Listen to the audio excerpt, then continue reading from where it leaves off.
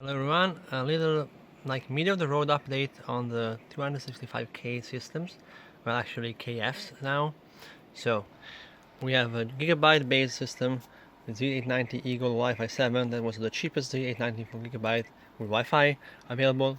Weird enough, it was not the UD, usually like the lower end, but this time the Eagle was cheaper, or maybe it was like 2 euros more, so I went to the Eagle.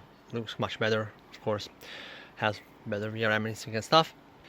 The reason I wanted to try Alpine Ridge working on this board, it doesn't work apparently. I couldn't get it to work. I might try with the help of OpenCore.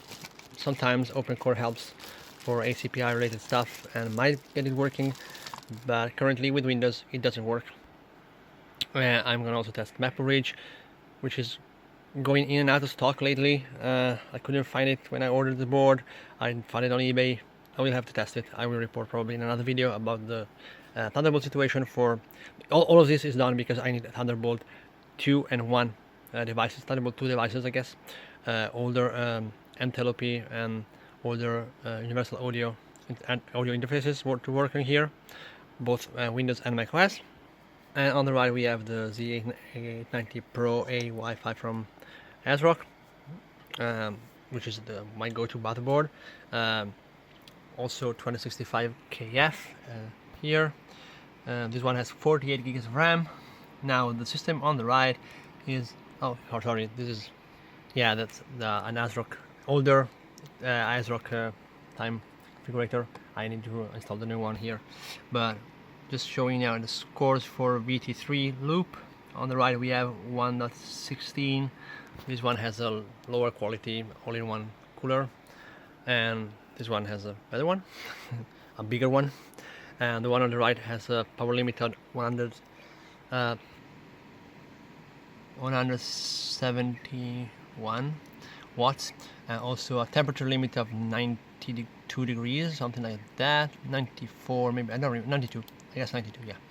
And so this one on the right is a bit more conservative, and they will both actually end up running with an air cooler, so they will have the power limit furtherly reduced, but at the same time they will only run 8 cores probably, because they want to be Hackintosh, so it doesn't really matter. The power performance core are not gonna pull that much power anyway.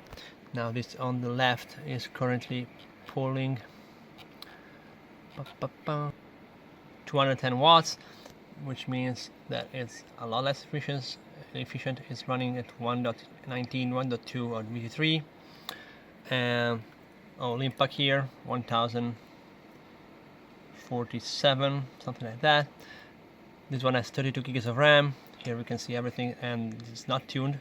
This is not like final tuning for this, so the TRFI is not maximized, TRFC is not minimized, but the primaries are set, and it's running also at 7600, just like the one on the right, which you couldn't see. So let's get into the BIOS, I guess. So I can show you some. So here I'm going to show you the results for those tests where the pi prime score is lower, so better on the right side, because you have tuned memory, especially the TRFI is giving us a huge boost in latency, which means the latency is lower, so it's better. Even so, I didn't even, no, that's probably touched actually, yeah, this is actually touched at TRFC, so I modified the TRFC. So the TRFC is higher, but the TRFI is also a lot higher, which for this timing is a lot better. So again, the pi prime result is better on the right with a lower power limit, while the where's that is? Here on the left we have a higher timing for the pi prime completion, even though we are running without power limits.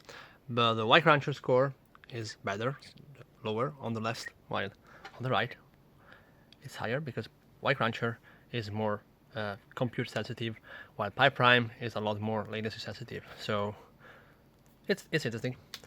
Again, so these are the tuned timings for the 48 gigabyte sticks.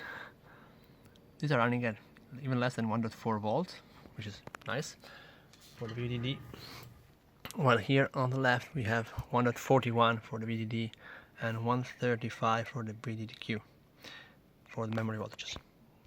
But again, the system here on the left is not tuned properly, not 100% tuned. It's just it's the second day of tuning, maybe actually now the third one. But yeah, let's get to the BIOS.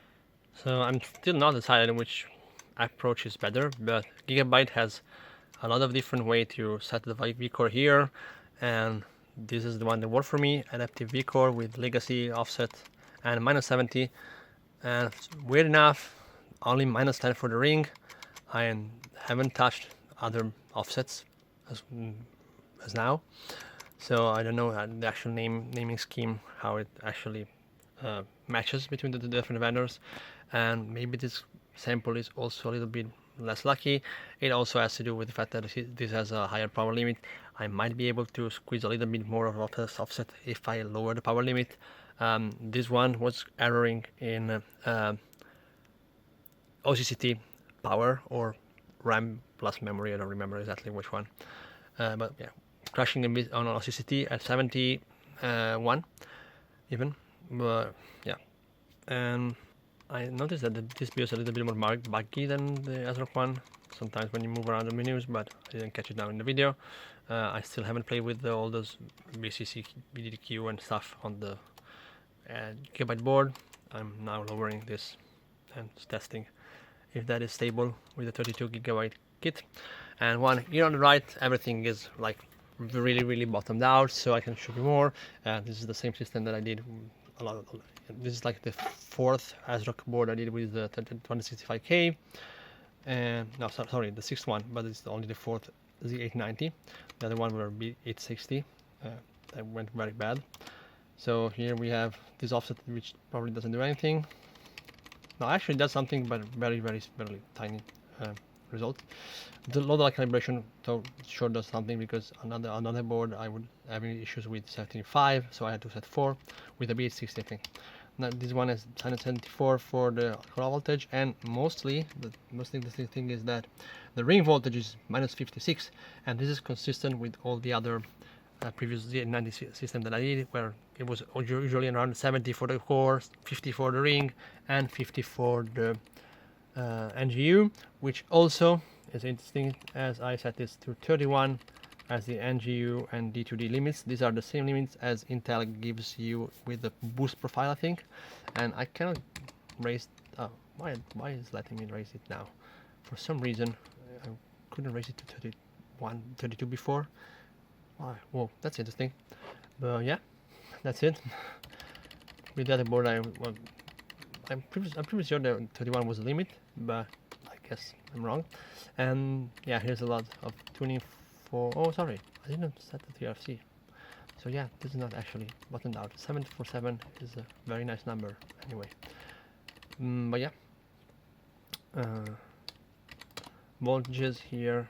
There's a lot more set up, and these are bottomed out for sure. These two. VCCIO cannot go lower than this on the Asrock board. PCH cannot go lower than this. These one are almost bottomed out. I think this one were giving me errors with this default 0.9 that I set in the previous systems. So for some reason this 48 GB kit was crashing with 0.9. I haven't tested, for example, 0.92 yet, which I will do in this boot. And these are bottomed out for sure. So yeah, it's a half-baked video, but this system are gonna be shipped. Well, I'm gonna take them to Rome tomorrow night, so I gotta hurry, and I really gotta get going with the test and everything. So that means that I will probably not have the time to record the video right before I deliver them. And that's all for this thing, I guess. Well, how do I call it? That's update on the Z890 situation, 265K. Again, very interesting combo to me. Very tweakable, very amazing value for the Thunderbolt integration.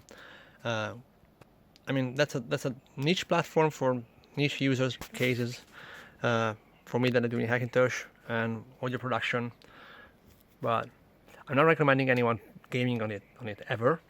But also the super good support for high memory speed is amazing. And that is all for the video. Ciao.